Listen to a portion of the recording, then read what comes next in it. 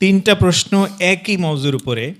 এটা ওই যে ভোট এবং জোট এবং বিভিন্ন ইসলামী দল একসাথে আমাদের দেশে আপনি জানেন একসাথে তারা এখন যে পরিস্থিতি তারা করতে চাচ্ছে, তো এই ব্যাপারে বলছে যে তারা যে চেষ্টা করতে চাচ্ছে তারা রাষ্ট্র কায়েম করবে, এই ব্যাপারে কি উপদেশ এবং এটা কি সঠিক পন্থা কিনা এবং এই ব্যাপারে তাদের কি ভূমিকা থাকতে পারে, আমাদের দায়িত্ব। ইমাম মালিক রাহিমাহুল্লাহ, জি, স্বর্ণযুগের ইমাম এবং 4 ইমামের অন্যতম ইমাম, মদিনার তিনি ইমাম দারুল হিজরা, তিনি বলেছেন লাই ইয়াসলুহা আখিরু হাযিহিল উম্মাহ ইল্লা বিমা সালাহা বিহি আউয়ালুহা।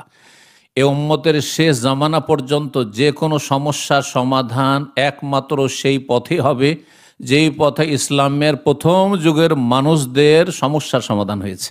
অর্থাৎ নবী সাল্লাল্লাহু আলাইহি ওয়াসাল্লামের আমল এবং খোলাফায়ে রাশেদ আবু বকর, ওমর, ওসমান, আলী রাদিয়াল্লাহু তাআলার জামানায় যেইভাবে খেলাফত কায়েম হয়েছে, ইসলাম রাষ্ট্রীয় পর্যায়ে কায়েম হয়েছে, সেইটি হচ্ছে ইসলামের পথ।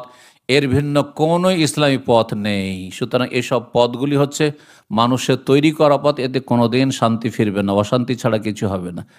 আসলেও প্রথম কথা আসতেই দিবে না ইসলামের নামে, আর যদি আসেন তো টেনে হেঁচড়ে ফেলে দিবে, কারণ সব আগাছাতে ভরা, আগাছাতে ভরা। আপনার অবস্থাই তৈরি হয়নি যে দেশের অধিকাংশ জনগণ ইসলামকে সাদরে গ্রহণ করবে। জি, কারণ চোর ভালো করে জানছে ইসলামকে গ্রহণ করলে তো আমার হাত কেটে যাবে, ঠিক না? খুনি ভালো করে জানছে আমি তো বাঁচতে পারবো না, জেনাকারী ভালো করে জানছে যে আমাকে তো কঠিন শাস্তি দেওয়া হবে, তাই না? সুতরাং কখনো মেনে নেবেন, অধিকাংশ অসৎ লোকেদের মাঝে কখনো এইভাবে রাষ্ট্রীয় পর্যায়ে ইসলাম কায়েম হবে না। সাহাবায়ে কেরামদের তরিকায় যেতে হবে। সুতরাং ব্যক্তি জীবনের দাওয়ার কাজ করুন, পারিবারিক দাওয়াতি কাজ করুন, এইভাবে এগিয়ে চলুন, যেভাবে নবী সাল্লাল্লাহু আলাইহি ওয়াসাল্লাম সংস্কার করেছেন ওইভাবে করুন। ইনশাআল্লাহ তাআলা দেখবেন যে আল্লাহ লা ইস্তাখলিফান্নাহুম খিলাফত এমনিতে নিয়ামত হিসাবে দিবেন। জি।